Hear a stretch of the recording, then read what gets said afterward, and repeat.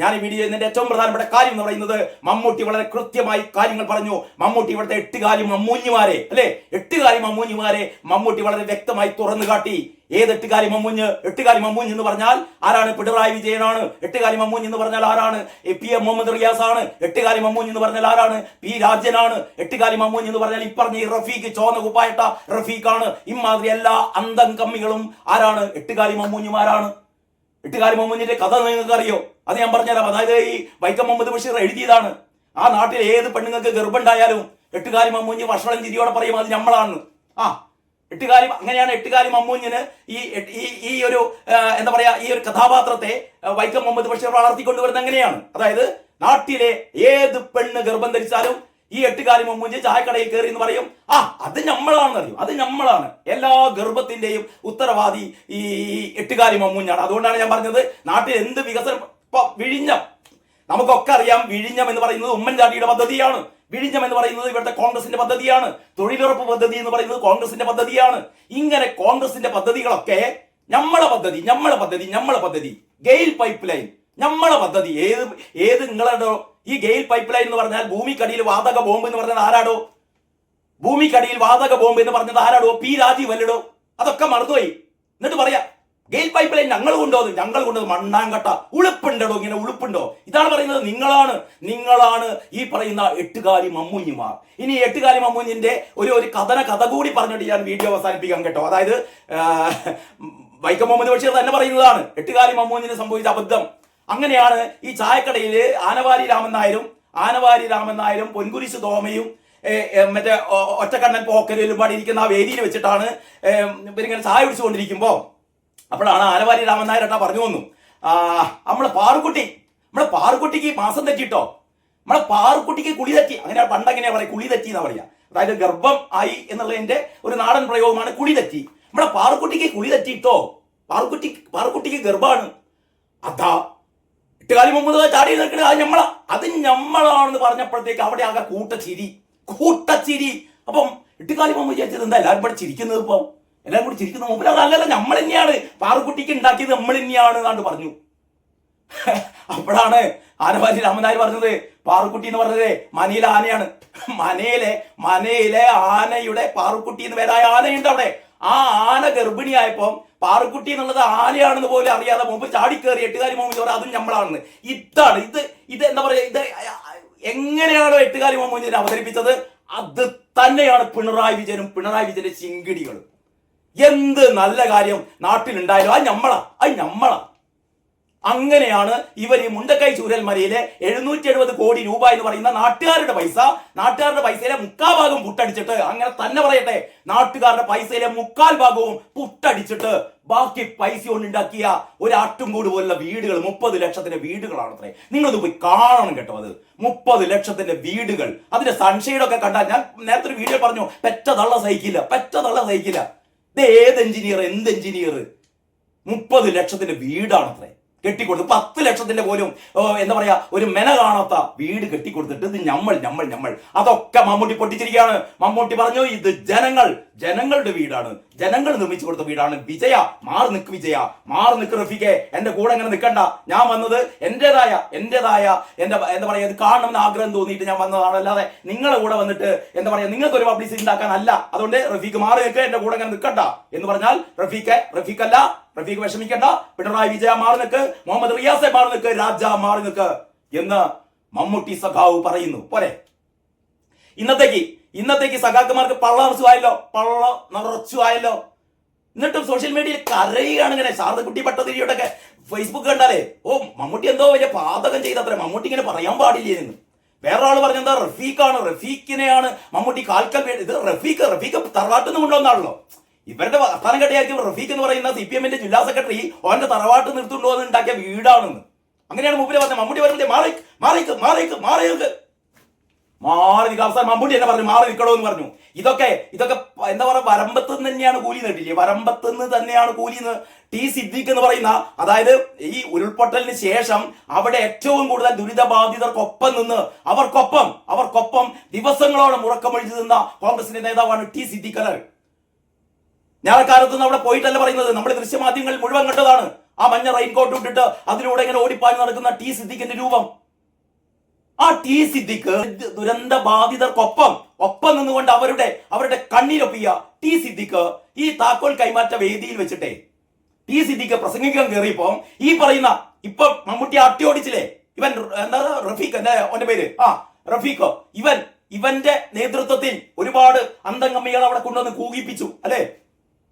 സിദ്ദിഖ് പ്രസംഗിക്കുമ്പോ സിദ്ദിഖിനെതിരെ കൂകൽ, അതിന്റെ ഉത്തരവാദി ഇവനാണ്. മമ്മൂട്ടി ഇപ്പം മാറ്റി നിർത്തിയ കടക്കട പുറത്ത് അല്ല പറഞ്ഞത് മാറി നിക്കടാ എന്ന് പറഞ്ഞ റഫീഖിനൊക്കെ കിട്ടിയ കൂലിയാണ് കേട്ടോ. നിങ്ങൾ ടി സിദ്ദിഖിനെ ഏത് രീതിയിൽ അപമാനിച്ചോ അതിന്റെ 10 ഇരട്ടി അപമാനമാണ് റഫീഖിനുണ്ടായത് കേട്ടോ. CPM-ന്റെ ജില്ലാ സെക്രട്ടറിക്ക് ഉണ്ടായത്. സോഷ്യൽ മീഡിയയിൽ മുഴുവനും ഇയാളിങ്ങനെ ഉടുതുണി അഴിഞ്ഞു നിൽക്കുകയാണ് കേട്ടോ. പിന്നെ CPM-മാർക്ക് ഉടുതുണി അഴിഞ്ഞൊന്നും പ്രശ്നമില്ല. കാരണം പിണറായി വിജയൻ കുറെ കാലമായി ഉടുതുണി അഴിഞ്ഞു കിടക്കുകയാണ്. പിണറായി വിജയൻ മുതൽ ഇങ്ങോട്ടേക്ക് മരുമോൻ ഉൾപ്പെടെ CPM-ന്റെ എല്ലാ നേതാക്കന്മാരും എല്ലാ അന്തകമ്മികളും നല്ല ഉഷാറായിട്ട് ഉടുതുണി ഉരിഞ്ഞു തന്നെയാണ് പൊതുരംഗത്ത് നിൽക്കുന്നത് കേട്ടോ. നല്ല കട്ടിയുള്ള തോലായതുകൊണ്ട്, നല്ല കട്ടിയുള്ള തൊലി ആയതുകൊണ്ട് ഇവർക്ക് പ്രത്യേകിച്ച് ആ തൊലിക്കട്ടി കൊണ്ട് കാട്ടുപോത്തിന്റെ തൊലിക്കട്ടിയുമായി നിൽക്കുകയാണ് ഇവരൊക്കെ കേട്ടോ. അതുകൊണ്ട് മമ്മൂട്ടി സഖാവ് ഇനി എന്തൊക്കെ പറഞ്ഞാലും ഇവർക്കൊന്നും ഉളുപ്പില്ലാത്തത് കൊണ്ട് അതൊക്കെ കേട്ടിങ്ങനെ ഇളിച്ച് നിൽക്കുന്ന ആളുകൾ. ഏതായാലും മമ്മൂട്ടിയോട് ഒരുപാട് സ്നേഹം ഇങ്ങനെ വേണം. ഇതാണ് മമ്മൂട്ടി സഖാവ്. അപ്പൊ മമ്മൂട്ടി സഖാവ് യഥാർത്ഥത്തിൽ ഒരു സഖാവ് എങ്ങനെയായിരിക്കണം എന്ന് മമ്മൂട്ടി തെളിയിച്ചിരിക്കുകയാണ് കേട്ടോ. ഇനി നമ്മുടെ മോഹൻലാൽ അങ്ങേപ്പുറത്ത് കാരണഭൂതത്തിനെ വെളുപ്പിക്കാൻ നോക്കിയതാണല്ലോ. കാരണഭൂതത്തെ വെളുപ്പിക്കാൻ നോക്കിയതാണ്. മമ്മൂട്ടിയെ കൊണ്ട് എന്തുകൊണ്ട് വെളുപ്പിച്ചില്ല എന്നുള്ളതിന്റെ മറുപടി ഞാൻ വേറൊരു വീഡിയോ പറയാട്ടോ. കാരണം ഇവരാദ്യം പിണറായി വിജയനെ വെളുപ്പിക്കാൻ വേണ്ടിയിട്ട് മമ്മൂട്ടിയെ തീരുമാനിച്ചത്, അവസാനം മമ്മൂട്ടിനെ ഒഴിവാക്കി. ഞാൻ ആ വീഡിയോ ചെയ്യണ്ടെന്ന് വിചാരിച്ചതാണ്. കാരണം ഏറ്റവും തറക്കളിയാണ് ഈ CPM ചെയ്തത് കേട്ടോ. മമ്മൂട്ടിയെ എന്തുകൊണ്ട് ഈ വെളുപ്പിക്കൽ പരിപാടിയിൽ നിന്ന് ഒഴിവാക്കി എന്നുള്ളത് ഞാൻ പറയാൻ തുടങ്ങിയാൽ അത് ഒരുപാട് പേർക്ക് വേദനിക്കും. ഒരുപാട് എന്താ പറയാ, വേണ്ട അത് പറയണ്ട. നിങ്ങൾ കുറെ ആൾക്കാർക്കൊക്കെ മനസ്സിലായിട്ടുണ്ടാവും. അപ്പോൾ അവിടെ കൊണ്ടുവന്നത് മോഹൻലാലിനെയാണ്. ഇപ്പൊ അങ്ങനെയാണല്ലോ. ഇപ്പൊ ഈ ഹൈന്ദവരോടുള്ള ഒരു പ്രേമൊക്കെ തോന്നി, അതാണ് ഈയിടെ അത് പൊട്ടി വീണ്ടും ഇപ്പൊ എവിടെ നിൽക്കണം എന്ന് അറിയാത്തൊരവസ്ഥയാണ് പിണറായി. ഈ ഹൈന്ദവർക്കൊപ്പം നിൽക്കണോ മുസ്ലിങ്ങൾക്കൊപ്പം നിൽക്കണോ? രണ്ട് തോണിയിൽ കാലിട്ടിട്ടാണ് യാത്ര. എപ്പം പിളർന്ന് രണ്ട് കാലം അങ്ങോട്ടും ഇങ്ങോട്ടും പോകുന്നു മനസ്സിലാക്കിയാൽ മതി. അല്ലെങ്കിൽ ആൾക്കാർ എന്നെ അങ്ങോട്ടും ഇങ്ങോട്ടും പിടിച്ചു വലിച്ച് രണ്ട് കഷ്ടാക്കിക്കോളൂ കേട്ടോ. അതിന്റെ ആദ്യത്തെ വലി മമ്മൂട്ടി സഖാവ് തന്നെ ആദ്യത്തെ വലി വലിച്ചിട്ടുണ്ട്. രണ്ടാമത്തെ വലി ഇങ്ങപ്പുറത്ത് നാട്ടുകാരും വലിക്കും. അതോടുകൂടി ക്ലോസ്. ഓക്കെ, എല്ലാവർക്കും നമസ്കാരം. വാർത്താവിശേഷങ്ങളുടെ പുതിയൊരു എപ്പിസോഡിലേക്ക് സ്വാഗതം. ഇപ്പൊ സോഷ്യൽ മീഡിയ തുറന്നാൽ മുഴുവൻ കാണുന്നത് മമ്മൂട്ടിക്കെതിരെ ഉള്ള അധിക്ഷേപമാണ് കേട്ടോ. പ്രത്യേകിച്ചും സഖാക്കൾ. ഇന്നലെ വരെ സഖാവ് മമ്മൂട്ടിയായിരുന്നു. സഖാവ് മമ്മൂട്ടിയെ ഇപ്പൊ സഖാക്കൾക്കൊന്നും കണ്ടുകൂടാ. മമ്മൂട്ടി സഖാവ് ഇന്നലെ ചൂരൽമല മുണ്ടക്കയില് നമ്മുടെ പിണറായിയും സഖാക്കളും ദുരന്തബാധിതർക്ക് വേണ്ടി നിർമ്മിച്ച വീടുകൾ സന്ദർശിക്കുകയുണ്ടായി. ശ്രദ്ധിക്കണേ, മുണ്ടക്കൈ ചൂരൽമലയിൽ ദുരന്തബാധിതർക്ക് വേണ്ടി CPM നിർമ്മിച്ച, അതായത് CPM-ന്റെ ഏറ്റവും പ്രമുഖരായ ആൾക്കാരൊക്കെ മുഖ്യമന്ത്രി പിണറായി വിജയൻ നേതൃത്വത്തിൽ എന്ന് പറഞ്ഞാൽ സഖാക്കൾ നിർമ്മിച്ച ചൂരൽമല മുണ്ടക്കൈയിലെ വീടുകൾ മമ്മൂട്ടി സഖാവ് സന്ദർശിച്ചു. അപ്പൊ മമ്മൂട്ടി സഖാവിന്റെ കൂടെ വയനാട്ടിലെ CPM-ന്റെ ജില്ലാ സെക്രട്ടറി റഫീഖ് എന്നാണ് മൂപ്പരുടെ പേര് കേട്ടോ. റഫീഖ് അത്രമാത്രം സുപരിചിതനൊന്നുമല്ല ഈ സോഷ്യൽ മീഡിയയിലോ അല്ലെങ്കിൽ നമ്മുടെ മെയിൻ സ്ട്രീം മീഡിയയിലൊന്നും ഞാൻ കേട്ടിട്ടില്ല റഫീഖിനെ കുറിച്ച് കൂടുതലൊന്നേ. അപ്പൊ റഫീഖ് നല്ല ചുവന്ന കുപ്പായൊക്കെ ഇട്ടിട്ട്, മമ്മൂട്ടി നല്ല വെള്ള ഷർട്ടും വെള്ള മുണ്ടൊക്കെ എടുത്തിട്ടാണ് മമ്മൂട്ടി വന്നത്. അപ്പൊ മമ്മൂട്ടിന്റെ കൂടെ റഫീഖ് ചുവന്ന ഷർട്ടൊക്കെ ഇട്ടിട്ട് മൂപ്പരിങ്ങനെ കാര്യക്കാരനായി മമ്മൂട്ടിന്റെ കൂടെ ഇങ്ങനെ നടക്കുകയാണ്.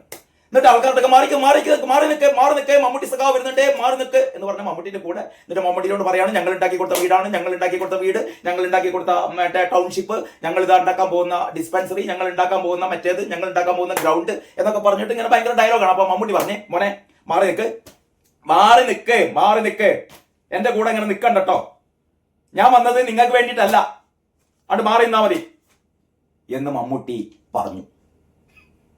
അതോടെ ചമ്മി നാറിയ റഫീഖിന്റെ മുഖം കണ്ടുകൂടായിരുന്നു. അപ്പൊ സോഷ്യൽ മീഡിയയിലൊക്കെ പറയുന്നത് എന്താണെന്നറിയോ? ഏതാണ്ട് ഒരാഴ്ച മുമ്പാണ് ഈ മുണ്ടക്കൈ ചൂരൽമലയിലെ ഈ വീടുകളുടെ താക്കോൽ താക്കോൽ കൈമാറ്റം ഉണ്ടായല്ലോ. താക്കോലേ കൈമാറിയിട്ടുള്ളൂ, വീടുകളൊന്നും കൈമാറിയിട്ടില്ല. വീടുകൾ ഇനി 2 മാസം കഴിഞ്ഞാലും അവിടെ താമസിക്കാൻ പറ്റുമെന്ന് തോന്നുന്നില്ല. പാതി പൂർത്തിയായ വീടുകളാണ് ഇലക്ഷൻ മുന്നിൽ കണ്ടിട്ട് പിണറായി ഇത് കൊടുക്കുന്നത്. ഞാൻ ഇതിന്റെ വീഡിയോയുടെ തുടക്കത്തിൽ പിണറായി ഉണ്ടാക്കിയ വീടുകളാണെന്നൊക്കെ പറഞ്ഞല്ലോ. അത് സഖാക്കളിൽ നിന്ന് സൂചിപ്പിക്കാൻ വേണ്ടി പറഞ്ഞതാണ്. ഈ വീടുകളൊന്നും പിണറായി ഉണ്ടാക്കിയതല്ലടോ. മുണ്ടക്കൈ ചൂരൽമലയിലെ വീടുകൾ എന്ന് പറഞ്ഞാൽ അത് ഉണ്ടാക്കിയത് ഇവിടെ ഈ നാട്ടിലെ ജനങ്ങളാണ്. ഈ നാട്ടിലെ ഞാനും നിങ്ങളും ഉൾപ്പെടെയുള്ള ഈ നാട്ടിലെ സാധാരണക്കാരായ ജനങ്ങൾ, ഈ നാട്ടിലെ മാത്രമല്ല ഈ ഇന്ത്യ മഹാരാജ്യത്തെ കാരുണ്യമൂർത്തികളായ അല്ലെ, മാനവികതയെ ഇഷ്ടപ്പെടുന്ന അല്ലെങ്കിൽ പരസ്പര സ്നേഹവും ബഹുമാനമൊക്കെ കാത്തു സൂക്ഷിക്കുന്ന ഇവിടുത്തെ സാധാരണക്കാരായ ആളുകള് മുഖ്യമന്ത്രി പിണറായി വിജയന്റെ അല്ല, മുഖ്യമന്ത്രിയുടെ ദുരിതാശ്വാസ ഫണ്ട്, ഇനി പിണറായി അല്ല ഇനി വേറൊരാള് മുഖ്യമന്ത്രി ആയാലും ആ ദുരിതാശ്വാസ ഫണ്ടിലേക്ക് ജനങ്ങൾ നൽകിയ പൈസ അതാണ് 770 കോടി കേട്ടോ. 770 കോടി. ഇനിയിപ്പോ കേന്ദ്രം നൽകിയ ഫണ്ട് അതൊക്കെ അവിടെ നിൽക്കട്ടെ. ജനങ്ങൾ നൽകിയ 770 കോടി ഉറുപ്പിയുണ്ട് അവിടെ. അതിന്റെ അകത്ത് നിന്ന് എടുത്തിട്ടാണ് ഇവിടെ ഒരു 400 വീടുണ്ടാക്കുന്നത്. 400 വീടുണ്ടാക്കാൻ ആകെ ഒരു 80 കോടി മതി. ഇവരുണ്ടാക്കുന്ന ടൗൺഷിപ്പും മറ്റേ കുണ്ടാമണ്ടി എല്ലാം കൂടി ഏതാണ്ട് ഒരു 100 കോടി മതി. അതിനാണ് 385 കോടി രൂപ ഊരാളുങ്കലിന് കൊടുത്തിട്ട് ഏതാണ്ട് ഒരു 285 കോടി അതിൻ്റെ അകത്ത് വലിപ്പിക്കും. എന്ന് പറഞ്ഞാൽ 285 കോടി രൂപ കട്ടുപിടിക്കാൻ പോവുകയാണ്. വളരെ വളരെ പ്രകടമായി അയ്യപ്പന്റെ സ്വർണം കട്ടതിന്റെ ശേഷം പിണറായി ആൻഡ് ഇത്തരത്തിലുള്ള ഗുണ്ട ടീമിന്റെ അടുത്ത കൊള്ള എന്ന് പറയുന്നത് വയനാട്ടിലെ ദുരന്തബാധിതരുടെ ഈ കൊള്ളയാണ്. ഇതിന്റെയൊക്കെ കണക്ക് വരും. അപ്പൊ അത്തരം കാര്യങ്ങളല്ല ഞാനിപ്പോ പറയുന്നത്. അപ്പൊ ഇവരുടെയൊക്കെ വിചാരം എന്ന് പറഞ്ഞാൽ ഇതെന്തോ CPM ഉണ്ടാക്കി കൊടുക്കുന്ന വീടുകളാണ്. അതുകൊണ്ടാണ് ഇവർ പറയുന്നത് ഈ കോൺഗ്രസ്സുകാർ ഇപ്പോഴും വീടുണ്ടാക്കി കൊടുത്തില്ല, ലീഗുകാർ ഇപ്പോഴും വീടുണ്ടാക്കി കൊടുത്തില്ല, ഞങ്ങൾ വീടുണ്ടാക്കി കൊടുത്തെന്ന് കേൾക്കുമ്പോൾ ആൾക്കാർ വിചാരിക്കും ലീഗുകാർ 100 വീട് എന്ന് പറഞ്ഞാൽ 50 വീട് ഉണ്ടാക്കി കൊടുത്തു. ഇനി 50 വീട് ഉണ്ടാക്കി കൊടുക്കാനായിട്ട് അതിന് പണി നടന്നുകൊണ്ടിരിക്കുകയാണ്. കോൺഗ്രസ്സുകാര് ഇതേപോലെ തന്നെ 100 വീടോ 150 വീടോ കോൺഗ്രസ്സുകാർ ഉണ്ടാക്കാൻ പോവുകയാണ്. അതിന്റെ കല്ലിടലൊക്കെ കഴിഞ്ഞു, അതും അടുത്ത് തന്നെ കൊടുക്കും. അപ്പൊ ഇവർ പറഞ്ഞുകൊണ്ടിരിക്കുന്നത് കോൺഗ്രസ്സുകാരുടെ വീടായിട്ടില്ല, ലീഗുകാരുടെ വീട് പകുതിയായിട്ടുള്ളൂ, ഞങ്ങളെ വീടൊക്കെ ആയി. ഈ ഞങ്ങൾ ആരാണപ്പാ? ആരാ ഈ ഞങ്ങള്? ഇത് നമ്മുടേതാണ്, ഇവിടുത്തെ ജനങ്ങളുടേതാണ്. ഇതിന്റെ മേലെ CPM അവകാശവാദം ഒന്നും ഉന്നയിക്കണ്ട കേട്ടോ. ഇവന്റെയൊക്കെ വിചാരം ഈ റഫീഖ് ചുവന്ന കുപ്പായി ഇട്ടിട്ട് മമ്മൂട്ടിയുടെ കൂടെ ഇങ്ങനെ നടക്കും, മമ്മൂട്ടി കാണിച്ചു കൊടുക്കുകയാണ് ഇത് നമ്മളുണ്ടാക്കി വീട്. അപ്പോഴാണ് മമ്മൂട്ടി പറഞ്ഞത് മാറി നിൽക്ക്, നിന്റെ മറ്റേ വർത്താനം ഇവിടെ വേണ്ട. എന്നിട്ട് മമ്മൂട്ടി പത്രലേഖകരോട് പറഞ്ഞു. പത്രലേഖകർ ചോദിച്ചു ഈ സർക്കാരിന്റെ ഈ സേവന സന്നദ്ധതയെ കുറിച്ച് ചോദിച്ചപ്പോൾ മമ്മൂട്ടി പറഞ്ഞു എന്ത് സർക്കാർ, ഏത് സർക്കാർ? ഇത് ജനങ്ങളുടെ പൈസ, സോഷ്യൽ ക്യാപിറ്റൽ എന്ന് പറയുന്നത് ഇത് ജനങ്ങളുടെ സാമൂഹികമായ അവരുടെ ഉത്തരവാദിത്തം ജനങ്ങൾ നിർവഹിച്ചു. അതാണ് കാണുന്നത്. അതല്ലാതെ സർക്കാരിന്റെ ഒരു ഇടപെടലും ഇല്ല. പിണറായി അല്ല ഇനി വേറൊരു സർക്കാർ ആണെങ്കിൽ ഇതൊക്കെ ചെയ്യും. പിണറായി ആയതുകൊണ്ട് ഇത്രേ ചെയ്തിട്ടുള്ളൂ. വേറെ സർക്കാരുകളാണെങ്കിൽ ഇതിന്റെ അങ്ങേപ്പുറം ചെയ്യുന്നത് നമുക്കൊക്കെ അറിയാം. ഇത് മമ്മൂട്ടി പറഞ്ഞതല്ല കേട്ടോ. പക്ഷെ മമ്മൂട്ടി ഇതൊക്കെ തന്നെയാണ് ഉദ്ദേശിച്ചത്. മമ്മൂട്ടി എന്ന് പറയുന്നത് നിങ്ങൾ മനസ്സിലാക്കിയ ആളല്ല കേട്ടോ. ഞാൻ കഴിഞ്ഞൊരു വീഡിയോയിൽ മമ്മൂട്ടിയെ ഒരുപാട് വിമർശിച്ചിരുന്നു. കാരണം എന്ന് പറഞ്ഞാൽ ഈ കേരളത്തെ അതിദാരിദ്ര്യ വിമുക്തമാക്കാൻ വേണ്ടിയിട്ടുള്ള ഒരു പ്രഹസന പരിപാടി ഇവിടെ നടന്നിരുന്നല്ലോ. അന്ന് ഈ കാരണഭൂതം ക്ഷണിച്ചത് ഒന്ന് മമ്മൂട്ടിയെയും മോഹൻലാലിനെയും പിന്നെ നമ്മുടെ കമൽഹാസനെയായിരുന്നു. കമൽഹാസനും പങ്കെടുത്തില്ല, മോഹൻലാലും പങ്കെടുത്തില്ല, പക്ഷെ മമ്മൂട്ടി പങ്കെടുത്തു. അപ്പൊ ഞാനൊരു വീഡിയോയിൽ ചോദിച്ചിരുന്നു മമ്മൂട്ടി സഖാവ് ഈ പങ്കെടുത്ത് ശരിയായില്ല എന്നൊക്കെ ഞാൻ പറഞ്ഞിരുന്നു. പക്ഷേ ആ പരിപാടിയിൽ പങ്കെടുത്തുകൊണ്ട് തന്നെ മമ്മൂട്ടി പറഞ്ഞത് അതിദാരിദ്ര്യം ഉന്മൂലനം ചെയ്തിട്ടില്ല, എപ്പോഴും അതിദാരിദ്ര്യൻ്റെതൊക്കെയാണ് മമ്മൂട്ടി സൂചിപ്പിച്ചത്. എന്ന് പറഞ്ഞാൽ മമ്മൂട്ടി വളരെ കൃത്യമായി കാര്യങ്ങൾ പറയുന്നു. പക്ഷെ മമ്മൂട്ടിക്ക് കൈരളിയുടെ ചെയർമാനാണ്, അറിയപ്പെടുന്ന സഖാവാണ്, പിണറായി വിജയന്റെ കൂടെ നിൽക്കുന്ന ആളാണ്, ഈ ടീമിന്റെ കൂടെ നിൽക്കുന്ന ആളാണെന്നൊക്കെ അറിയാം. എന്നിട്ടും മമ്മൂട്ടി വളരെ കൃത്യതയോടെ പറഞ്ഞു ഇമ്മാതിരി തോന്നിയാസങ്ങൾ ചെയ്യരുത്. വയനാട്ടിലും മുണ്ടക്കൈയിലും ചൂരൽമലയിലും നിങ്ങളല്ല ഈ വീടുകൾ ഉണ്ടാക്കി കൊടുത്തത്, ജനങ്ങളാണ് ഉണ്ടാക്കി കൊടുത്തത്, ഗവൺമെന്റ് അല്ല എന്ന് വളരെ കൃത്യതയോടെ മമ്മൂട്ടിയുടെ ഓരോ സിനിമയിലെയും ഡയലോഗുകൾ പോലെ അളന്നു തൂക്കിയുള്ള ഡയലോഗുകളായിരുന്നു മമ്മൂട്ടി പറഞ്ഞത്. എടോ പിണറായി വിജയ കാരണഭൂതമേ മാറി നിൽക്കടോ എന്നാണ് റഫീഖിനെ മാറ്റി നിർത്തിക്കൊണ്ട് മമ്മൂട്ടി പറഞ്ഞത്. റഫീഖിനോട് മാത്രമല്ല, റഫീഖെ വിഷമിക്കണ്ട, നിന്നോടല്ലടോ പറഞ്ഞത് കാരണഭൂതത്തോടാണ് പറഞ്ഞത്. കാരണഭൂതത്തിന്റെ മരുമകൻ PA മുഹമ്മദ് റിയാസിനോടാണ് പറഞ്ഞത്, മരുമനെ മാറി നിൽക്കടോ, ഇവിടെ ഇങ്ങനെ വേഷം കെട്ടൽ വേണ്ട. ഇത് ജനങ്ങളാണ്, ജനങ്ങളുടെ സമർപ്പണമാണ് ഇത് എന്ന് കേരളത്തിന്റെ മഹാനടൻ മമ്മൂട്ടി പറയുകയുണ്ടായി കേട്ടോ. ഇതിന്റെ പേരിലാണ് മമ്മൂട്ടിക്കെതിരെ ഭയങ്കര എന്താ പറയാ ആരോപണങ്ങളെ. നമ്മളെ സഖാവിനെ ഇങ്ങനെ ചീത്ത പറയേണ്ടിയിരുന്നില്ല. സഖാവിനെ ചീത്ത പറയേണ്ടടോ. ഇന്നലെ വരെ നിങ്ങൾ പറഞ്ഞുകൊണ്ടിരുന്നത് എന്താണ്? ഇതൊക്കെ നമ്മൾ എന്നല്ല പറഞ്ഞത്. എനിക്ക് ഓർമ്മ വരുന്നത് എന്താണെന്ന് അറിയോ? വൈക്കം മുഹമ്മദ് ബഷീറിന്റെ ഒരു കഥാപാത്രമുണ്ട്, എട്ടുകാലി മമ്മൂഞ്ഞ്. മിക്കവാറും നിങ്ങൾക്കൊക്കെ വളരെ സുപരിചിതമായ വൈക്കം മുഹമ്മദ് ബഷീറിന്റെ കഥാപാത്രമാണ് എട്ടുകാലി മമ്മൂഞ്ഞ് കേട്ടോ. ഈ എട്ടുകാലി മമ്മൂഞ്ഞ് എന്ന് കേൾക്കുമ്പോൾ എന്റെ മനസ്സിലേക്ക് പെട്ടെന്ന് ഓർമ്മ വരുന്നത് പിണറായി വിജയൻ മുതൽ ഇങ്ങോട്ടേക്ക് ഈ പറയുന്ന റഫീഖ് വരെയുള്ള എട്ടുകാലി മമ്മൂഞ്ഞുമാരെയാണ് കേട്ടോ. ഇവരൊക്കെയാണ് എട്ടുകാലി മമ്മൂഞ്ഞുമാർ. വൈക്കം മുഹമ്മദ് ബഷീർ കഥ എഴുതുമ്പോൾ എട്ടുകാലി മമ്മൂഞ്ഞ് എന്ന് പറയുന്ന ഒരു സങ്കല്പം മനസ്സിലുണ്ടായപ്പോൾ ഭാവിയിൽ എന്തെങ്കിലും ഇത്തരത്തിൽപ്പെട്ട പിണറായി വിജയൻ മുതൽ പിണറായി വിജയന്റെ മരുവൻ മുതൽ റഫീഖ് വരെയുള്ള നാട്ടിൽ എന്ത് നല്ല കാര്യം സംഭവിച്ചാലും ഇതൊക്കെ നമ്മളാണ്, അതൊക്കെ നമ്മളാണ്. 770 കോടി രൂപ ഇവിടുത്തെ സാധാരണ ജനങ്ങളും ഇവിടുത്തെ വ്യത്യസ്തങ്ങളായ രാഷ്ട്രീയ പ്രവർത്തകരും സാമൂഹ്യ പ്രവർത്തകരും ഒക്കെ സംഭാവന ചെയ്ത് വീടുണ്ടാക്കുമ്പോൾ ഇത് നമ്മളെ വീട്. അതെ, അതല്ലേ പറഞ്ഞുകൊണ്ടിരുന്നത് ഇത്രയും കാലം. കേട്ടാ വിചാരിക്കുന്നത് CPM-ന്റെ വീടാണെന്ന്. CPM ഒരൊറ്റ വീടുണ്ടാക്കി കൊടുത്തതോ? ഇത് DYFI-ക്കാർ ഉണ്ടാക്കി കൊടുത്തതാണ് പറയുന്നത്. അതവസാനം സോഷ്യൽ മീഡിയയിലൂടെ കടന്നു പോകുമ്പോൾ നമുക്ക് വളരെ കൃത്യമായിട്ട് അറിയാം, ഇവർ 20 കോടിയൊന്നും DYFI-ക്കാർ കൊടുത്തിട്ടില്ല. ആ ഡ്യൂപ്ലിക്കേറ്റ് ചെക്കിന്റെ പണവും അത് സംബന്ധിച്ചുള്ള വാഗ്വാദങ്ങൾ നടന്നുകൊണ്ടിരിക്കുകയാണ്. DYFI-ക്കാർ കൂട്ട നിലവിളിയാണ്. ഞങ്ങൾ അവിടെ കൊടുത്ത് ഇവിടെ കൊടുത്ത് ഞങ്ങൾ 4 തവണയായി കൊടുത്ത് 5 തവണയായി കൊടുത്ത് അങ്ങനെയൊന്നല്ലല്ലോ നമ്മൾ കണ്ടത് വലിയൊരു ചെക്കിന്റെ പടമൊക്കെ ആയിട്ട് 20 കോടി എന്നൊക്കെ എഴുതിയിട്ട് ഇങ്ങനെ കൈമാറുന്ന പടങ്ങളൊക്കെയാണ് നമ്മൾ കണ്ടത്. 20 കോടി ഒറ്റ അടിക്ക് കൈമാറിയിട്ടില്ല, പ്രത്യേകിച്ചും CMDRF-ലേക്ക് കൈമാറിയിട്ടില്ല. വേറെ എവിടേക്കൊക്കെ എന്തൊക്കെയോ കൈമാറി എന്നൊക്കെ പറയുന്നത് നമുക്ക് അതിന് കൃത്യത അറിയില്ല. പക്ഷേ എങ്കിലും DYFI കൊടുത്ത 20 കോടിയെ കുറിച്ച് സംശയാസ്പദമായ കാര്യങ്ങളാണ് നിലനിൽക്കുന്നത്. അതും അക്കാര്യം പറയാനുമല്ല ഞാൻ ഈ വീഡിയോ ചെയ്യുന്നത്.